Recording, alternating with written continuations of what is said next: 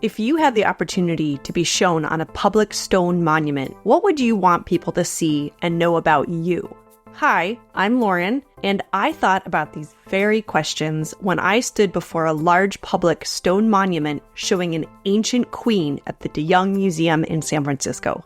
It dates to the year 761, and I am in awe of this monument, not just because it towers over me, but also because it immortalizes the ancient Maya queen, Ix Mutal Ahaw, as a powerful presence with connections to the gods through her clothes and actions. It's a carefully crafted public monument to tell anyone who sees it what you should know about this queen. Let's learn more about her. Though I do want to mention at the outset that looking at ancient Maya art can sometimes be extremely overwhelming. There is a lot going on, but let's look closely at it together, and I'll try to break down what's happening so that it doesn't feel so intimidating. I think it's worth the effort because it offers a glimpse into the empowering role of women in the ancient Maya world, which is so cool. Okay, so first things first. Let's consider who the ancient Maya were and why a queen would be shown this way on a public monument. The ancient Maya lived in southern Mexico, the Yucatan, and parts of Central America. Particularly during the 7th and 8th centuries, women, including queens, mothers, and wives, influenced the course of Maya history. They held important positions in different families who ruled over city-states throughout the Maya world. So it's similar to the ancient Greek world, with lots of powerful cities each wanting power. Now, each city-state in the Maya world had a different ruler and ruling family. The ancient Maya were never unified. Some city-states became so powerful that they controlled smaller city-states too.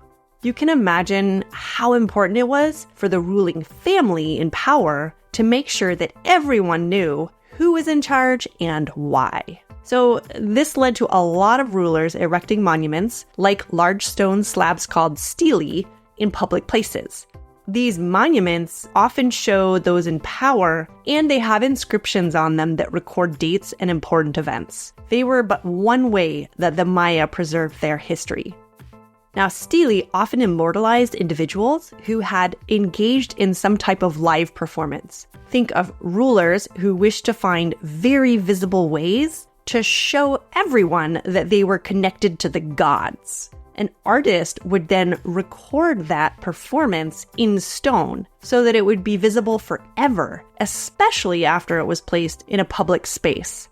Unfortunately for us, we don't know exactly where this specific stela of Queen Ix Mutal Ahaw was from, except that it is from the Usumacinta River region in Mexico. But most likely, it was placed outside in one of these public places. For a stone monument that was placed outside for more than 1,200 years, this stela looks pretty good. It shows some wear and tear from the weather, though. It would have originally been brightly painted, but being outside stripped the paint away. Now, this stela has a lot going on. So that paint would have made it easier, perhaps, to see what exactly is happening. Now, the stela of Queen Ix Mutal Ahaw depicts a woman wearing very fancy clothing and accessories. We see her face from the side, or in profile. You've likely immediately noticed that this stela focuses less on her face, though, and more on what she's wearing and holding. She is just dripping in green jade. She wears jade bracelets and earrings. She has a large jade pectoral that looks like layers of necklaces attached to one another across her chest. She wears a netted skirt that extends below her knees that's all made of jade. And if that wasn't enough, she also has a sizable ornament hanging off her belt, also likely made in jade. The Maya of this region loved brilliant green jade. So if we'd seen her, we'd be blinded by Ix Mutal Ahaw's greenness. You might be wondering, well, how do we know this is supposed to show jade? We've actually discovered objects made in jade that look like her outfit, such as a jade collar from the city-state of Calakmul. I love to imagine how it would feel to wear something like this. I bet it would be super heavy, but also the jade clinking against the other jade would have made this spectacular noise too. This elaborate jade costume is associated with maize or corn deities. And we often see the Maize God in Maya art wearing a similar netted skirt and shark ornament, just like we see on Ix Mutal Ahaw.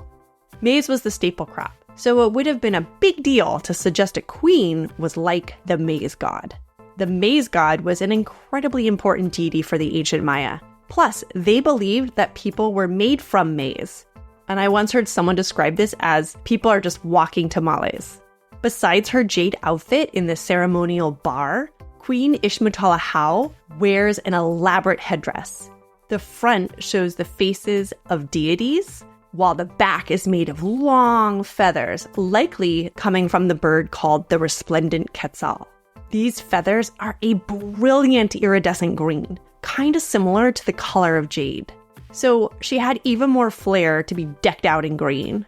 And green was a color associated with crops and fertility, and of course, also the Maize God. So the queen's power is emphasized in other ways too. At her chest, she's holding a ceremonial bar shaped like a femur bone, which is a thigh bone.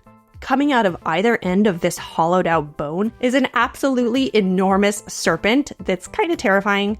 But not to worry, this isn't actually a real serpent. It's the queen conjuring a vision that happens to look like a serpent.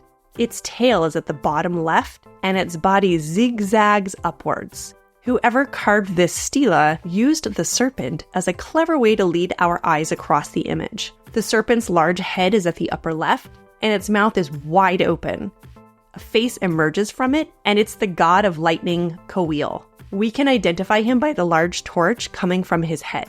Quetzal had associations with royal power, so it's not surprising that he'd be on an artwork associated with a Maya queen. And see those two little spotted curls on the snake snout? Those are a form of fire that are also related to lightning. So why would that be? Well, it's been suggested that the serpent could also symbolize a bolt of lightning, which its zigzag shape also resembles. Now, showing Ix Mutal Ahaw conjuring a vision was really important to demonstrating her and her family's power. Why is that? Well, the stela highlights the Maya belief that a person like Ix Mutal Ahaw could communicate with different supernatural realms if they took the appropriate steps. We see other important royal Maya women conjuring visions, like Lady Xoc from Yaxchilan, who offers her own blood to make the serpent appear.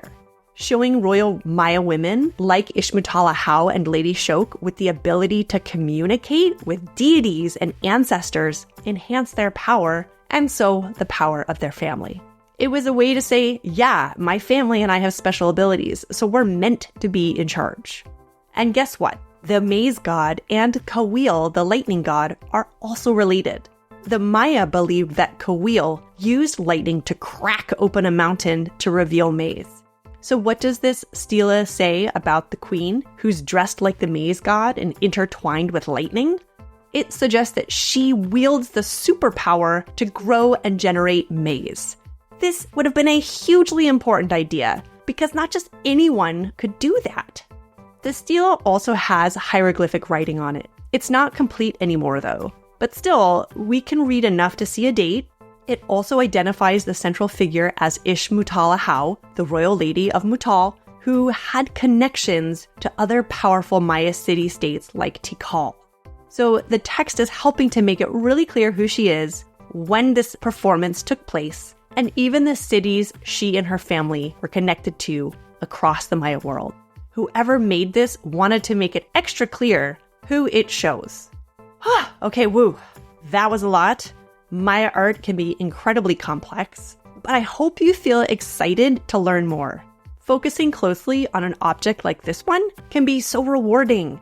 It offers us a glimpse into the complex world of the ancient Maya and the powerful presence of Maya women.